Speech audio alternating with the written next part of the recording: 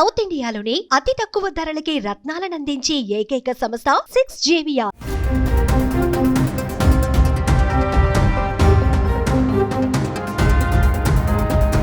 చిన్న చిన్న కారణాలకే ఈ మధ్య ఆత్మహత్యలు చేసుకుంటున్న వారి సంఖ్య పెరిగిపోతుంది.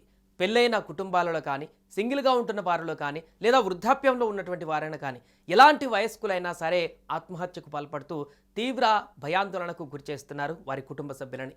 ఇక తాజాగా అలాంటి ఘటన ఒకటి ఇప్పుడు వెలుగులోకి వచ్చింది. ఆ మహిళకు పెళ్ళై 3 ఏళ్లు మాత్రమే అయింది. సాఫ్ట్వేర్ ప్రొఫెషనల్ అయినటువంటి ప్రవీణ్ను వివాహం చేసుకుంది. ఆమె ఇన్ఫోసిస్లో సాఫ్ట్వేర్ ఇంజనీర్గా పనిచేస్తోంది. 1.5 సంవత్సరాల పాప కూడా వారిద్దరికి ఉంది. కానీ ఆమె జీవితాన్ని వరకట్న వేధింపులు బలికొన్నాయి.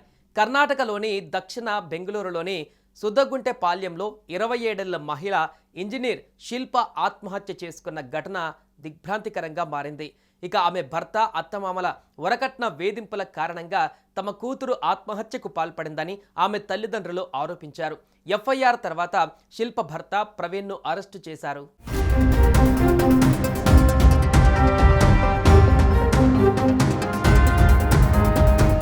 సాఫ్ట్వేర్ రంగంలో ఉన్నత స్థాయికి ఎదగవలసిన ఓ యువతి జీవితం అర్ధాంతరంగా ముగిసింది. అదనపు కట్నం కోసం అత్తింటి వారు పెడుతున్న వేధింపులు తాళలేక ఆమె ఆత్మహత్యకు పాల్పడినట్లు కుటుంబ సభ్యులు ఆరోపిస్తున్నారు. ఈ విషాద ఘటన బెంగళూరులోని సుద్దగుంట పాల్యలో చోటు చేసుకుంది.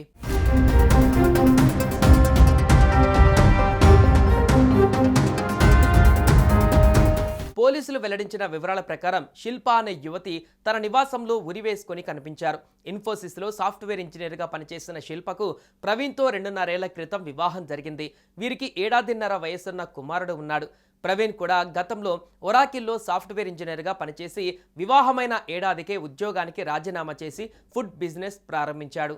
శిల్ప మృతిపైన ఆమె తల్లిదండ్రులు పోలీసులకు ఫిర్యాదు చేశారు.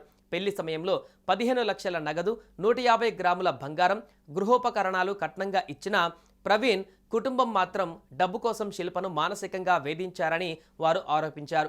అంతేకాకుండా శిల్ప చర్మం రంగును ప్రస్తావిస్తూ అత్తామామలు తీవ్రంగా హేళన చేసేవారని ఫిర్యాదులో పేర్కొన్నారు. నువ్వు నల్లగా ఉన్నావు, మా అబ్బాయికి సరిపోవు, అతన్ని వదిలే, మేము మంచి అమ్మాయిని చూస్తామంటూ శిల్ప అత్త నిందించేదని వారు ఆవేదన వ్యక్తం చేశారు. వారు నెలల క్రితం వ్యాపారం కోసం 5 లక్షల డిమాండ్ చేయగా ఆ మొత్తాన్ని కూడా చెల్లించామని శిల్ప కుటుంబం తెలిపింది.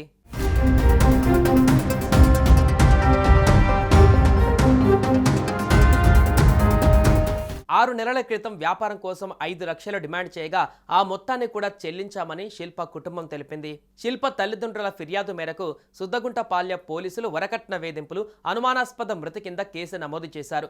ప్రవీణ్ను అదుపులోకి తీసుకొని విచారణ జరుపుతున్నారు. ఏసీపీ స్థాయి అధికారి ఈ కేసు దర్యాప్తును పర్యవేక్షిస్తున్నారు. పోస్టుమార్టం అనంతరం శిల్ప మృతదేహాన్ని ఆమె తల్లిదండ్రులకు అప్పగించారు. బాధితురాలి కుటుంబం చేసిన ఆరోపణల మేరకు కేసు నమోదు చేశాం. భర్తను విచారిస్తున్నాం. ఆరోపణలలోని వాస్తవాలను నిర్ధారించే ప్రయత్నం చేస్తున్నాం అని ఓ పోలీస్ అధికారి తెలిపారు.